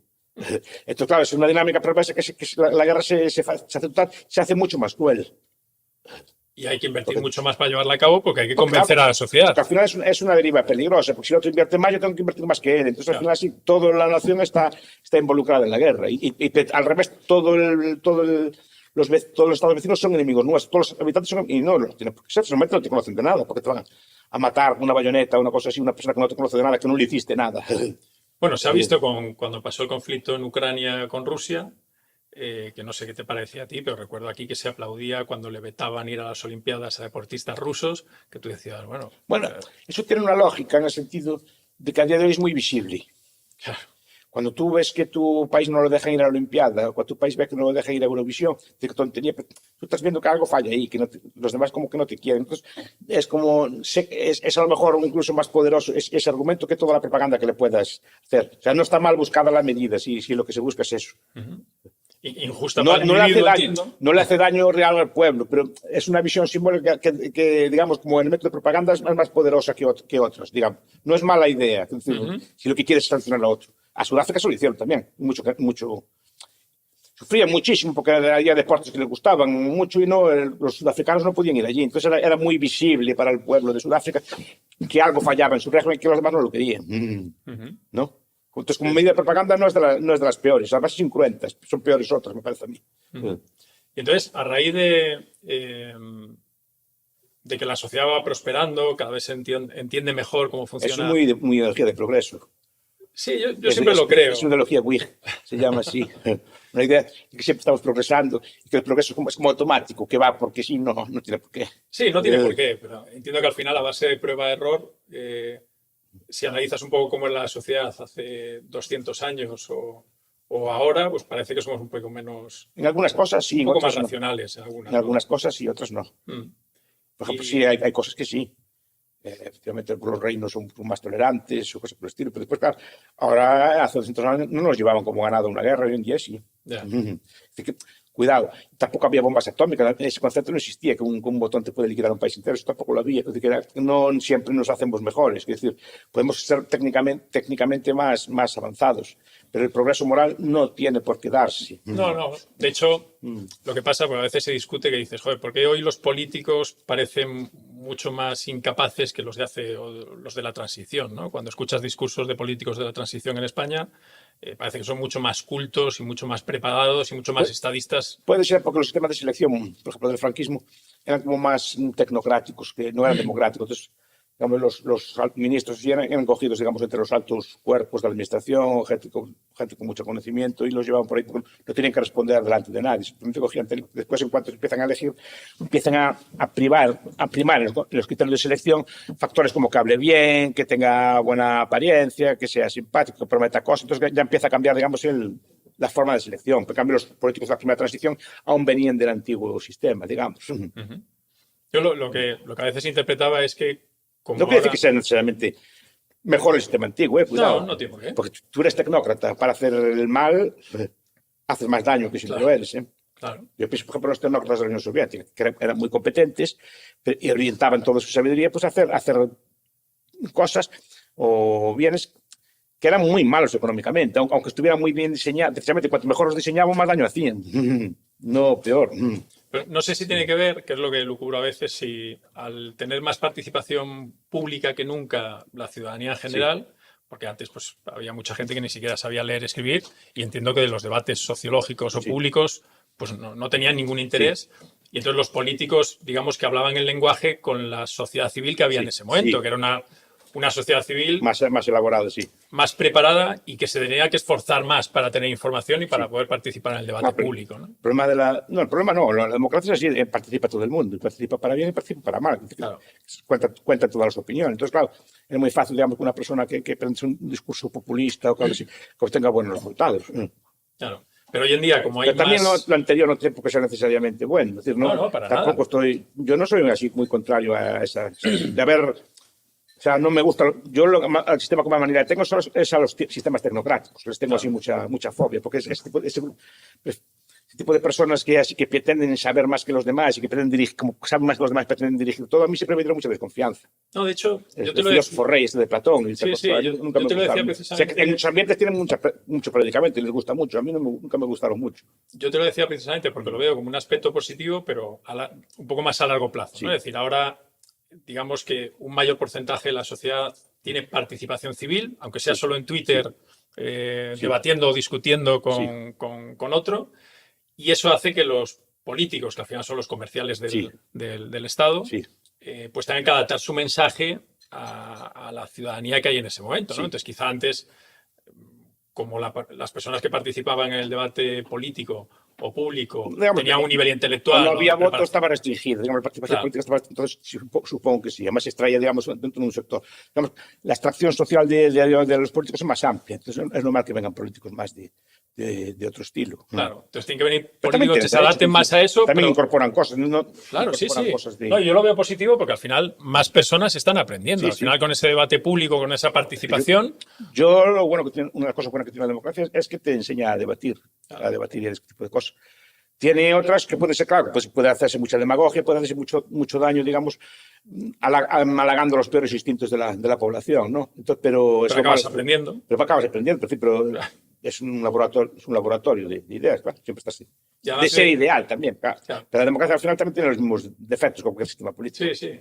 No, y además hoy en día, como está todo más conectado y las personas se enteran de lo que pasa en Venezuela, de lo que pasa en El Salvador, de lo que pasa en España, al final es como que se acelera el proceso de aprendizaje, ¿no? Sí. Y hay más prueba-error, las personas tienen más conceptos de qué funciona, qué no funciona, y me da la sensación de que estamos viviendo un incremento de la capacidad de la población en general de afrontar asuntos públicos. ¿No? Es un proceso lento, pero que algo entiendo que irá prosperando. Y por eso me gusta también que los estados sean pequeños, que haya muchos estados, no que haya uno solo, porque también aprenden unos de los otros. Y el poder, al estar más cercano, no es lo mismo que si está muy concentrado, muy lejos. El poder, digamos, no es lo mismo el poder en la Asunta, que tú vas a presentar el asunto, lo ves muchas veces por la calle o lo ves en muchos sitios y tienes acceso a él, digamos, le puedes decir cosas que un señor que está, yo, por ejemplo, a Pedro Sánchez nunca lo vi físicamente. O sea, nunca lo vi físicamente. Una persona que estudió política así, ni de cerca, digamos. En cambio, va a presentar el asunto, coincides con él en muchos sitios. No es que hables con él todos los días, pero es una persona que puedes acceder a él, no es muy difícil acceder a él. Y es una cosa que a mí me gusta. Primero porque el político al final acaba viendo lo que pasa. Porque no puede estar muy alejado de su pueblo. Un sitio relativamente pequeño no puede estar muy alejado de lo que pasa. Por ejemplo, yo creo que el presidente no sabe lo que pasa en Galicia, ni sabe lo que pasa en Extremadura, sabe lo que pasa más o menos en su entorno cercano, pero no conoce las realidades peculiares del país. En cambio, el presidente de la Asunta, por su dimensión, le guste o no le guste, te guste o no su político, siempre tiene que conocer lo que pasa en Sanxenxo, lo que pasa en Carballo, lo que pasa en Vigo, porque te queda cerca y lo ve y tiene acceso todos los días. Los alcaldes seguramente tienen acceso, pues los conocen y cosas por ese tipo de cosas. A mí me gusta mucho, porque además limita mucho el tamaño del poder. El tamaño ahí sí que influye en política. Y una vez uno entiende, Miguel Ángel, pues quizá no tener una visión caótica de lo que es el Estado, de pensar que son todos unos vándalos que nos quieren robar siempre, pero tampoco tener una visión romántica del Estado. O sea, yo siempre pienso que el Estado es bueno tratarlo como un hijo y no como un padre, por lo menos. O sea, ya que tienes un Estado, pues que no sea que tú sentirte un sumiso, que el Estado lo va a hacer todo mejor y que te tienen que intervenir en todo porque tú eres un inútil. Sí, claro. Es que ahí está la cuestión. Exacto. Sino verlo como un hijo al que hay que controlar. Y hay que... Pasa que el Estado es de muy difícil control, precisamente porque está diseñado para no ser controlado. Claro. Por lo menos, pero yo creo que la clave ahí está en desconfiar. Lo que decía Hume, desconfiar, no fiarte de él, no creer en él. No, yo siempre digo, mira, tú no te metes en líos, no cumples las normas, no las desobedezcas, pero no tienes por qué necesariamente creer en ellas, ni creer que son necesariamente buenas. Y eso ya de entrada, el no creer en él, porque yo digo, el Estado no existe. El Estado ontológicamente no existe.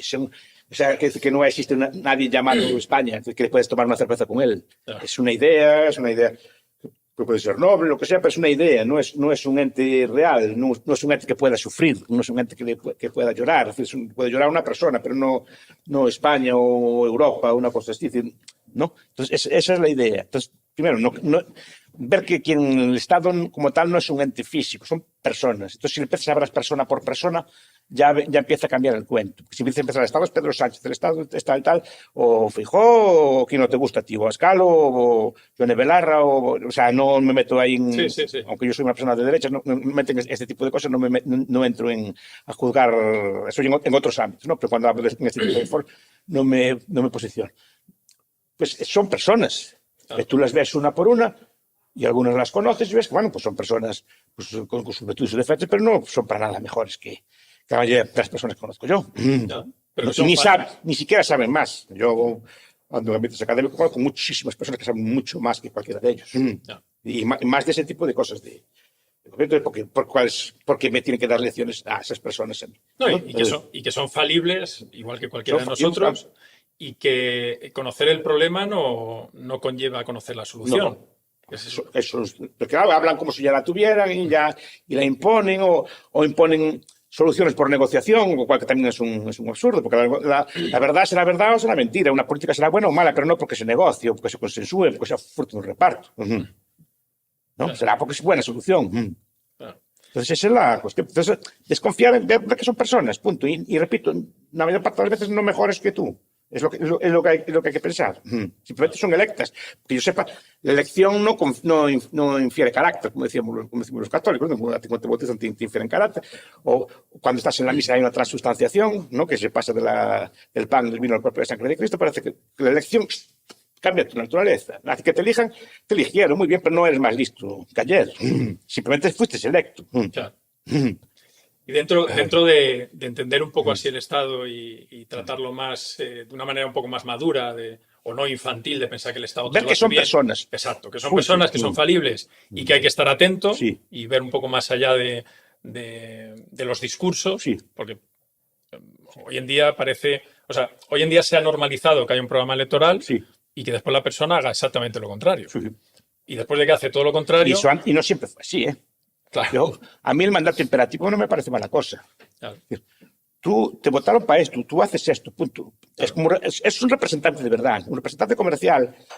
Yo le puedo decir, compra café en mi nombre. Pues él puede comprar, yo le doy un poder para que compres café, pero no para que compres patatas o para que compres tornillos. Tienes poder para comprar café, etc. Entonces yo te doy un poder a ti para que hagas esta política, que fue lo que te votamos, no para que te haga lo que te dé la gana. Entonces, el sistema antiguo que se llama de procuradores, el procurador transmitía la voluntad de un pueblo a una corte, pero no podía decir allí votar lo que quisiera. Eso fue una cosa que se le ocurrió a Burke, una cosa que se llama el discurso de los sectores de Bristol, que el poder, todos los diputados respetaban los tiempos. Es una ficción.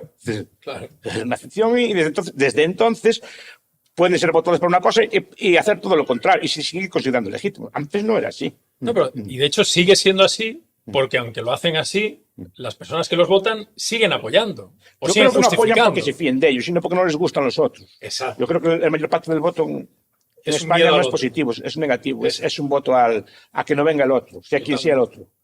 Totalmente. Y de hecho yo creo que eso es lo peor que puede pasar, porque al final dices, ¿cómo puede mejorar la clase política? Bueno, pues si caes en eso es imposible. Claro, porque yo recuerdo una vez, cuando estaba estudiando el doctorado, que un profesor llegó y nos preguntaba, a ver, ¿quiénes de ustedes, estamos doctorados en política, quiénes de ustedes estudiaron los programas de un partido? ¿Quién leyeron entero un programa de un partido? Nadie. Yo, hablando de profesores de política, no sé si algún ciudadano lee los programas enteros de los partidos. Yo a veces pregunto, con mala fe, que me digan el número 2 de su provincia del partido que votaron, que seguramente es diputado también. Y a lo mejor el número 1 de su provincia, ya ni conocen al número 1 de su provincia, pero el número 2, que es diputado, dígame quién votaron. Y la mayor parte de la gente no sabe quién es el número 2 del partido que votaron. ¿Qué votaron? No de otro. A mí me interesa mucho porque esto. Es normal, tú votas contra. O bien tienes simpatía porque por un motivo que sea, por ideas o normalmente por familia o por amistades, es decir, tú eres de ese ambiente, pues eres de PP, del PSOE, del Bloque, o sea, tienes una cultura familiar, una cultura tal que eres de ese ambiente. O después te haces en la juventud, en la universidad, o en la escuela, o en el instituto, te haces de una idea cualquiera. ¿Vale? Pero una vez de eso, se pierde cierto sentido crítico. Es decir, no estamos estudiando todo el día el voto según el programa que haga, no, es un programa más o menos neoliberal, no, votamos contra, pero yo no quiero que siga Sánchez, o yo no quiero que venga la ultraderecha. Es así de simple. El problema, a mí me gusta mucho analizar esto porque todo el mundo suele decir, oye, la culpa es de los políticos que son malos y que no le hacen bien las cosas y demás. Y al final, socialmente sí hay cosas que se pueden hacer para que eso mejore. Es decir, si cada vez que un partido político hace un programa electoral para gobernar Sí. y una vez llega al gobierno no cumple las cosas que ha dicho y sus votantes, en vez de justificarlo, castigan en las próximas elecciones. Pero no, normalmente no se castiga. Claro, pero por eso, pero que si lo hicieran todos, Sí. tanto los partidos de derechas Claro, no, como los partidos de izquierdas mejorarían. Sí. Pero no lo hacemos. ¿Por qué? Por miedo al otro. Por miedo, ¿no? Al final somos muy propensos a la publicidad moderna. La publicidad moderna es una publicidad negativa, es un Claro. miedo, es un miedo al otro, es una especie de... Tiene un nombre técnico, no me acuerdo cómo se llama. Pero es una forma de que le llamamos ser estática, lo que se trata de condicionar las votaciones. Es decir, en qué medida tú eres capaz de escoger qué rival quieres tener tú. Claro. ¿No? Y eso muchas veces, buena parte de la política consiste en escoger qué rival quieres que tener tú. Yo, por ejemplo, lo vi en las primeras elecciones Bueno, Hillary, ¿no? con Hillary. Con Trump. Yo vi que Hillary infló a Trump. Claro. Porque dijo, a este le gano seguro. Pensando ella, ¿no? Como semejante así, tipo machista, misógino, tal. A este le gano seguro. Entonces lo infló. Infló porque pensaba que un candidato normal, digamos, del típico político normal del Partido Republicano, le podía ganar a Hillary. Pero Trump no, semejante bárbaro sacó yo 40 puntos. Es algo que se hizo en Francia también con Le Pen. Sí. Mitterrand infló a Le Pen para tener el rival que a él le gustaba. Y de hecho, en Francia siempre le salió bien, porque siempre el candidato que va contra los Le Pen siempre gana, porque todo digamos, el electorado que llaman ellos republicano va a votar por ellos, sea quien sea. Entonces, esta es la nuestra. Si tenemos a Le Pen, el que está enfrente de Le Pen ya gana seguro, ¿no? Y esto lo quiso hacer Hillary con Trump. Le pasa que salió mal, porque no siempre te salen bien estas cosas. Claro. Pero lo ideal es, por ejemplo, yo creo que a Sánchez, por ejemplo, le interesa así un candidato tipo Vox o así, porque piensa, así con este le gano seguro. Entonces, en la medida que identifica el electorado, hace identificar el electorado del PP con el de Vox, también mueve a su gente. Pero también desde la derecha o así también se hace al contrario. Piensa que el PSOE es una banda de podemitas, es una cosa por el estilo que quiere traer el comunismo de Maduro aquí, para meter miedo también. Que es algo que yo creo que se hizo también en los momentos de Rajoy con Podemos, inflar a Podemos para decir, mirar lo que viene si no estamos nosotros, ¿no? Bueno, el primer sitio donde apareció públicamente Pablo Iglesias fue Intereconomía. Pero es que tiene una lógica, es decir, Claro. de Rajoy que no es casual, creo yo. O los estrategas del gobierno de Rajoy dirían, mirar lo que viene si no entramos nosotros, para asustar. Claro. Y algo en parte le salió, ¿no? Sí. Pero algo en parte le salió. No, pero por eso, para mí este tipo de... Ahí está ese tipo de manipulaciones, porque se trata de, no es una manipulación positiva. Voy a presentar un programa innovador, rompedor, voy a innovar en la educación, en la sanidad. No, mi programa es que no venga el otro, mira el otro como es. Pero a mí por eso, este tipo de reflexión, más allá de izquierdas y derechas, es el típico debate que le encanta al final a estas élites, porque... No, están comodísimos. Claro, a ellos seguramente, yo conozco gente que tiene así bastante poder o ha estado en posiciones de poder ya de manera familiar durante muchas generaciones, y ellos los debates de izquierda y derecha lo ven como una estupidez de la plebe. Sí. Es decir, a ellos les interesa o tener más control o tener menos control. A ver, competencia hay. Sí. Porque yo que sé, a Feijóo le gustaría estar en el sitio de Sánchez. Sí, claro. Pero no quiere que Feijóo esté en la miseria. No, Ni que Sánchez vaya a ir a la miseria después del poder. para nada. ¿No? Normalmente pues, se garantizan buenos retiros o buenas jubilaciones, incluso con coche oficial y cosas por el estilo, o bueno, con cuartos giratoриos en empresas, o dando conferencias, así. Normalmente los políticos no acaban en la miseria, casi ninguno. Claro. Entonces, los dos lo saben, pero claro, saben cuál puesto, que hay una competencia por el puesto central porque siempre le gusta a uno ser, que es uno el presidente y no es el otro. Sí, claro. Aunque a ti no te vaya mal. Que a mí el tipo de reflexión que me parece más provechoso, más allá de tintes ideológicos, es justamente reflexión de este tipo. Es decir, el miedo al otro nos condena. En el momento que tratamos como ciudadanos de votar el mal menor para que no gobierne el otro y premiamos cualquier cosa que haga... Incluso gente así pacífica, por ejemplo, las izquierdas, en este tipo de debates también se alinean con las izquierdas más autoritarias. Pero cuidado, las derechas también. Las derechas autoliberales al final acaban apoyando o juntándose con las derechas más autoritarias porque no venga el otro. Y es una cosa muy perversa. Bueno, hay gente de la derecha diciendo que Trump es liberal, digo yo. No que sea liberal, pero por ejemplo, hubo tiempos en que parte de la derecha apoyaba a Pinochet o cosas por el estilo. O al revés, ves a parte de la izquierda supuestamente sensata apoyando partidos comunistas o partidos tipo Maduro.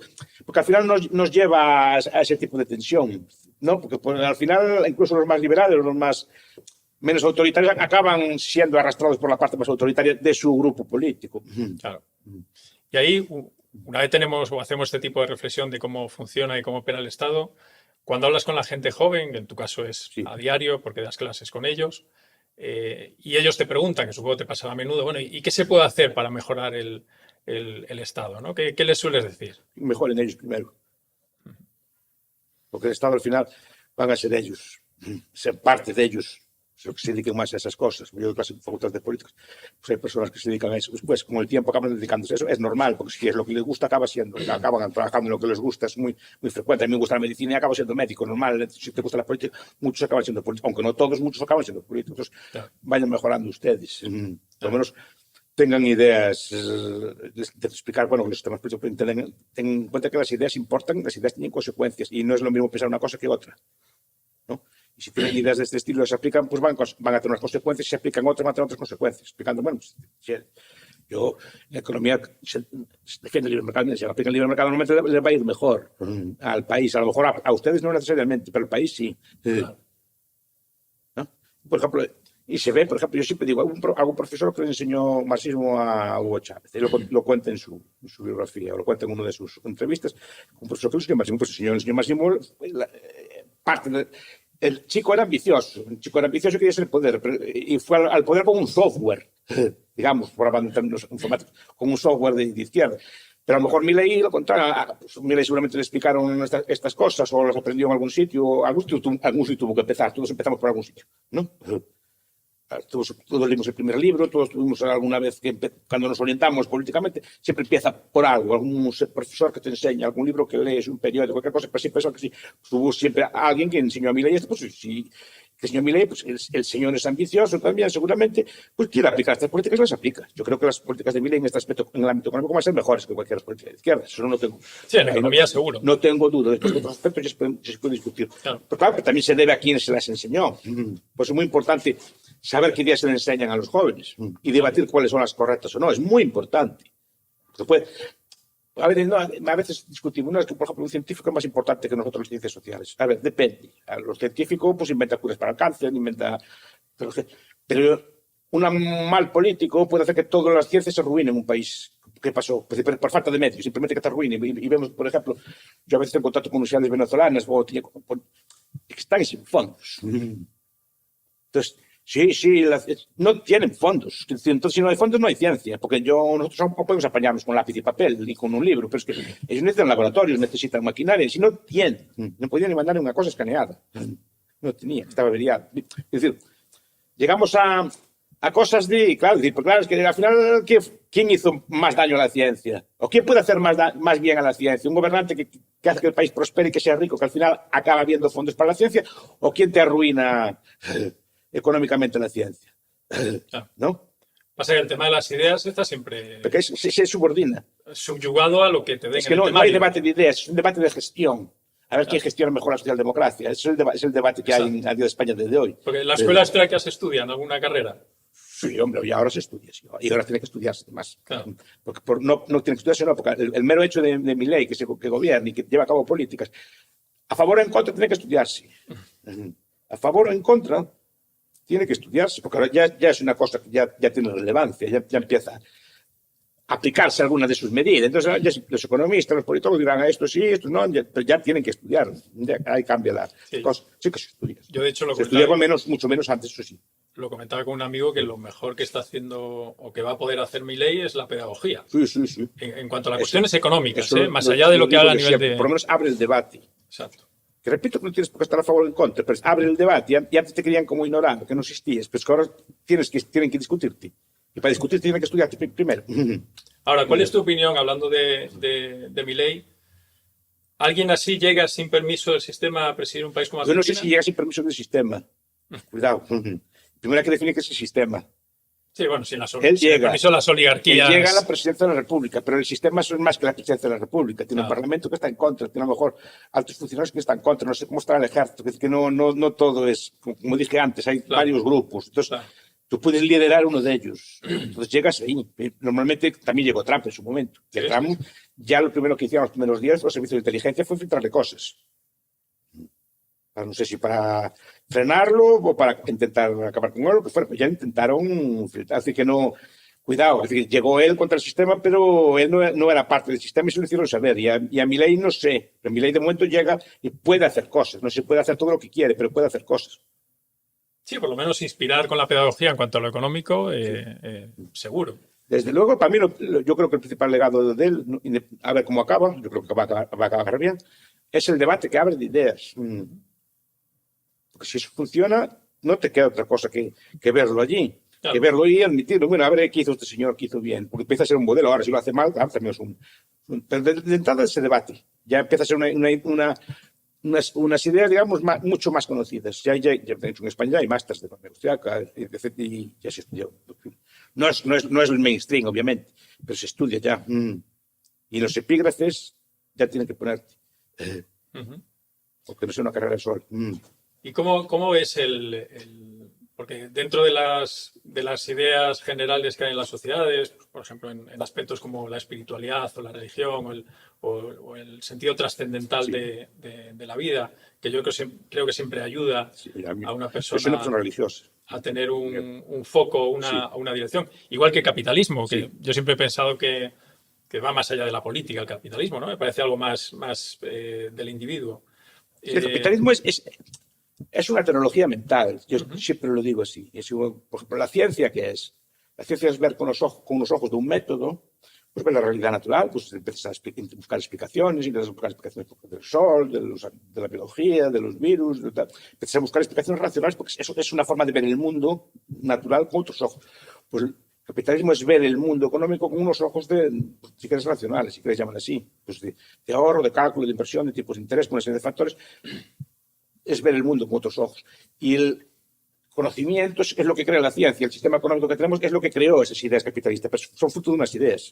Son técnicas. Leer y escribir es una técnica, no nacemos con ella, no es natural, hay que aprenderla. Yo creo que el capitalismo le pasa algo semejante. Hay que aprenderlo, no es intuitivo.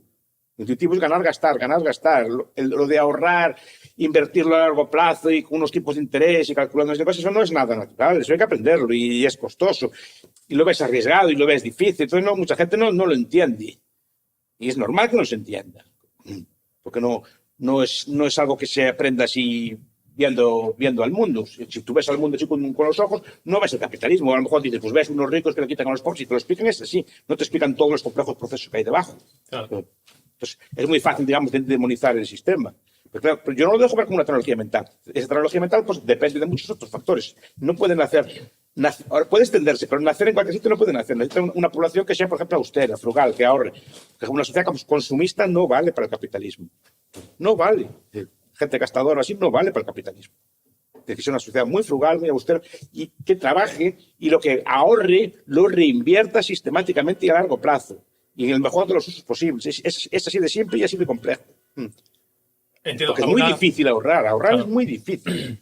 Porque es como privarte, teniendo el dinero, teniendo ahí para gastar, que no lo gastes, que sea capaz de autocontrolarte. Eso no es tan fácil. Pues eso normalmente se asocia con la religión. La religión, una de las cosas que enseña es autocontrol.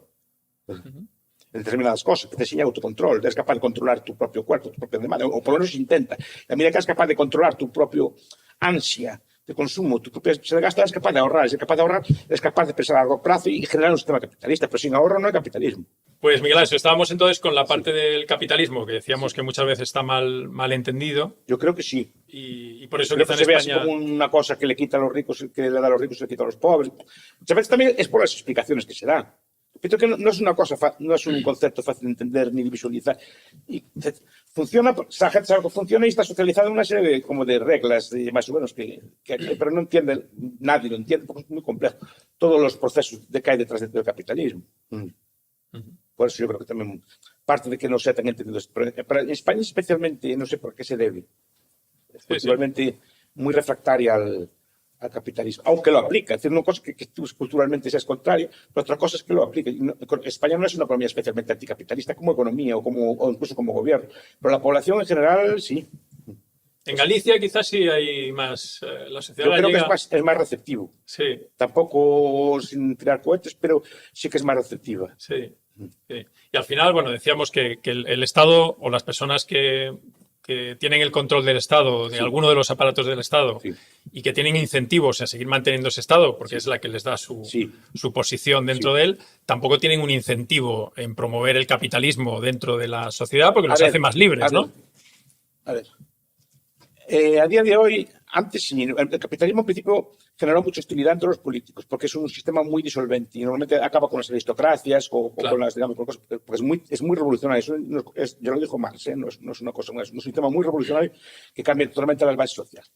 ¿Qué pasa? Cuando el capitalismo se extiende en algunos sitios concretos, en Inglaterra, en Flandes, en algunos sitios, y empiezan a prosperar tanto que o los sigues, como no puedes acabar con ellos porque no están bajo tu jurisdicción, que corresponden a otro Estado, o los imitas o te quedas atrás. Y los países que fueron más refractarios, que se retrasaron más la adopción, se fueron quedando detrás frente a Inglaterra, frente a otros países más avanzados, lo que se llama países avanzados, son los que iban adoptando este sistema, por lo tanto multiplicaban la producción. Tú piensas que el capitalismo, el incremento de producción, es muy superior a cualquier otro sistema. Es decir, y el capitalismo no es lo mismo que libre cambio. Tú piensas que el capitalismo consigue que en 100 años el nivel de vida pues multiplique por 40, por 50, por 60 veces. O sea, tú consumes, tienes tu nivel de vida, es a lo mejor 40 veces superior al de, no al de tu abuelo, pero sí al de una persona, por ejemplo, del siglo XIX. Piensa que porque nosotros tenemos 20 o 30 esclavos mecánicos que trabajan para nosotros. O sea, nosotros no trabajamos solo, trabaja la fuerza de 20 o 30 esclavos mecánicos, en el sentido de que la ropa te la lava una máquina, la vajilla te la lava una rápida, tú piensas lo que es un automóvil, la capacidad de llevar 1.000 kilos a 100 y pico kilómetros por hora. ¿Eso quién podía hacerlo en la antigüedad? Semejante capacidad de carga y a tal velocidad. ¿Cuántos esclavos humanos necesitarías o trabajadores humanos necesitarías para hacer todo ese trabajo? O para que solo el hecho de calentar el agua. Y tampoco interesa en otro sentido.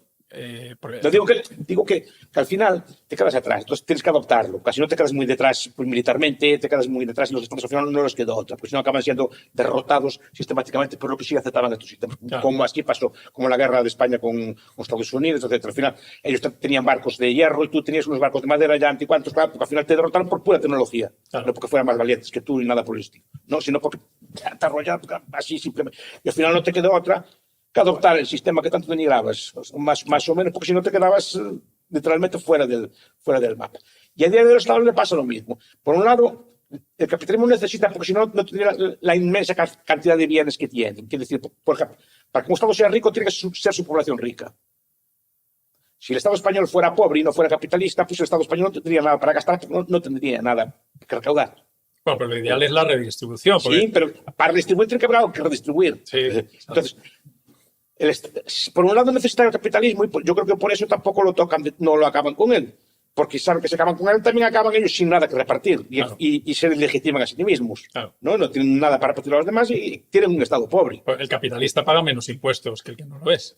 Pero paga impuestos. Sí. Pagan menos proporcionalmente, pero en número absoluto paga más. Sí. A lo mejor dices, una persona normal paga el 30% y un muy rico con sus evasiones fiscales paga el 10%. No, pero no lo digo tanto por eso, sino porque consume menos y paga menos IVA o paga menos... No, pero también tiene otras inversiones. Pero al final todo acaba siendo gastado. Cuando compras una máquina, la gente pide, no, hay que gastar porque si no la economía no funciona. Cuidado, tú haces andar tanto la economía comprando, yo que sé, una piruleta o comprando un helado, comprando, yo que sé, una fresadora o un torno o un altorno para hacer acero. Es decir, que todas esas cosas también generan riqueza, trabajo, cosas por el estilo. Cuidado, no pienses que una da más que la otra. No da más una que la otra. Claro. Solo que si tú en vez de comprar muchas piruletas ahorras y entre todos nos juntamos los ahorros y hacemos una central de gas, eso después produce energía mucho más barata. Pero cuidado, estás creando trabajo también en todas las industrias del gas, cosas por el estilo, que eso no se ve. Claro. Parece que no se ve, que parece que estamos tirando dinero. Y no estamos tirando dinero, estamos invirtiendo. Pero estamos haciendo funcionar la economía igual. Sí. No, pasa que una cosa parece que es como que da como más riqueza a corto plazo que la otra. Pues digo, pero al final, los estados modernos no pueden prescindir de él, porque si no es como arruinarse a sí mismos. No puedes quedar atrás de los demás. Al final, tú prometes un montón de cosas, pero para pagar pensiones, sanidad y lo que tienes, necesitas una sociedad que pueda pagar esas pensiones y sanidad. Y eso lo puede conseguir a día de hoy con un sistema capitalista. Bueno, solo se lo pueden permitir estados con enorme riqueza en materias primas como Venezuela, con el petróleo. No tenían, porque ni siquiera... Y aún así... Al no ser capitalistas, esa energía no le vale de nada. Exacto. El recurso en sí no vale de nada si no hay alguien que lo explote. Como digo yo, los indios caribes que vivían en Venezuela antes de llegar los españoles, tenían todo el petróleo allí, todo para ellos. No sé cuándo montaron ellos la Shell o la Repsol o la General Motors, o no montaron ellos fábricas de automóviles. Allí tenían todo el petróleo, porque no, petróleo, si no sabes aprovecharlo, no vale para nada. El petróleo para aprovecharlo no es solo saber. Necesitas una refinería. Una refinería cuesta bastantes miles de millones para hacer la refinería. Entonces, eso tienes que ser capaz de financiar. Y un Estado moderno, si quiere financiar todos los servicios públicos que tiene que tener una base productiva tal que les permita pagarlos. Y al final siempre se trata de un equilibrio. Sí, pero tiene que haber una riqueza previa. Sí, por eso yo creo que no, aunque les gustaría intentar quitar más para sacar más provecho, saben que si tocan más allá de un punto, al final acaban teniendo menos. Ese es el problema. Sí. Bueno, por cerrar, Miguel Anxo, que sé que tienes que volver ahora a dar clases, un poco como resumen, pues un poco el objetivo de trabajo de sombra que te comentaba por eso de Jung, que siempre decía que toda fricción que llega a tu realidad psicológica es un espejo que trata de mostrarte algo sobre ti, ¿no? Y por eso tenía ganas de analizar un poco contigo cómo nacen los estados y cómo nace el poder político como reflejo de las sombras de la sociedad que gobiernan, ¿no? Porque siempre, si analizas un poco las sociedades y los gobiernos que tienen, siempre hay cierta relación. A ver, normalmente los gobernantes son un reflejo, ¿no? Son un reflejo, no, muchas veces salen de la sociedad donde parten, y más los estados democráticos. Es decir, los gobernantes que tenemos ahora, Feijóo, Sánchez, lo que sea, pues salen de la población española y están criados en escuelas con los demás españoles, seguramente comparten espacios o tienen buena parte de la cultura simbólica que tienen los demás españoles. Incluso seguramente comparten mejor los valores del resto de los españoles que digamos, con un académico, una persona que esté fuera, porque... Quiero decir, por eso ganan, porque entienden mejor a la población que el resto. Cuando normalmente los partidos que son intelectuales no funcionan bien. Entonces, al final, por eso, me quedo con mensajes que hemos dado como la condenación del miedo. Cuando tenemos miedo al otro y nuestras decisiones se basan en base a ese miedo, nos condena a tener una peor clase de gobernante en general. Si se puede evitar o no. Claro. El ser humano es así, no sé si... Aun sabiéndolo, no se puede evitar. Claro. Bueno, quizá con conciencia, quizá dándose cuenta o reflexionando sobre ello. Con el tiempo, reflexionando, etcétera. Pero, claro, yo no sé hasta qué punto el ser humano puede progresar moralmente. Algunas cosas sí que aprendió, ¿eh? No, tampoco soy tan tozudo que no somos siempre... No, algunas cosas se mejoraron. Yo tampoco tengo duda. Pero me parece que todo se mejorara. Algunas cosas se mejoran, pero otras no tanto. O incluso empeoraron. Y después entendiendo, que lo comentaste tú también, que la única forma de cambiar las cosas es cambiando uno. Sí. Que es, oye, ¿quieres un mejor estado? Estudia, haz bien las cosas, trata de ser un mejor hijo, un mejor padre, un mejor compañero. Primero contigo, decían los chinos, ¿no? Después con lo que te rodea, tu pareja, todo lo que sea así, tus hijos, tus padres, lo que se intenta rodear, lo que te... Después donde trabajes tú, intenta cambiar las cosas, no intentes cambiar el mundo. Pues suele haber siempre el debate de ideas. Sé que puede ser así como muy de... Estos libros de autoayuda. No, pero es así. De hecho, suele haber el debate de ideas y las batallas culturales. Ahora está muy de moda la batalla cultural y demás, ¿no? Pero al final estamos siempre en los dilemas de la confrontación y eso hace que todos seamos esclavos de los miedos. Incluso los libertarios, que es una de las críticas que yo hago siempre. No somos distintos del resto. Exacto. Yo hago siempre la crítica a los libertarios que, joder, eres libertario y te pasas la vida enfurruñado por el gobierno que tienes. Pues vete a otro país.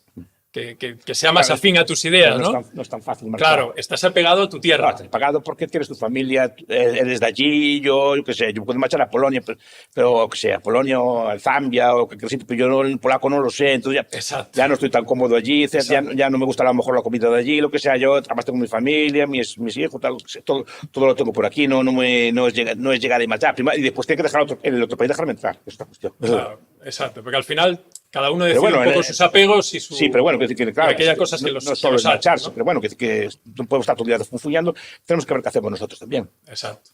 Así que bueno, por dejar ese mensaje a la gente joven que sobre todo te vea. La gente joven tiene futuro también. Sí. Todos pasamos por épocas más o menos malas y la gente joven tiene futuro pero también que depende también de ellos, ¿eh? No esperar que los demás te hagan tú, también qué puedo hacer yo también.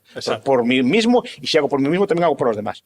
Responsabilidad, capitalismo, trabajo y ahorro. Sí, yo a veces puede parecer una cosa muy simple. Solo dejo una conferencia y parece que a la gente le gustó mucho. Sí. Pero es bastante cierto. Es decir, el trabajo a mí me gusta mucho. La gente, porque es bueno para ti y para los demás. No solo es que tú te beneficies tú económicamente, que también beneficias a los demás. A ti te gusta que tu profesor, por ejemplo, que sepa bien, o que es un profesor que sea un borrico, que es un profesor que esté todo el día trabajando y estudiando. Quieres que tu médico esté todo el día al salir de trabajo, que no pase todo el día viendo cervezas, quiere que esté viendo vídeos de medicina, viendo revistas. ¿A ti qué te interesa más? Claro. ¿No? Claro. O cualquier profesional, que tu fontanero esté al último día, al último grito de las técnicas, o que te diga, mira, que puedes meter esta tubería que es mejor que de plástico que la de cobre, lo que sea, que te diga que estén al día de las cosas, no que quieras rodeado de personas que no se dedican a lo suyo. A mí me gusta que, que la gente que me atienda a mí que sea buena y que trabaje, no que sea una holgazana. Claro. No sé cuál es el beneficio, incluso para que está en el bar le gusta que el camarero sea diligente, Claro. ¿no? Sí. No que esté todo el día y que le haga bien el cóctel, que haga bien las cosas, que lo atienda bien, que tenga el bar decente, este tipo de cosas así. Pues no sé qué interés tenemos en que no se trabaje. Claro. Es para ti mismo, pero también es para los demás.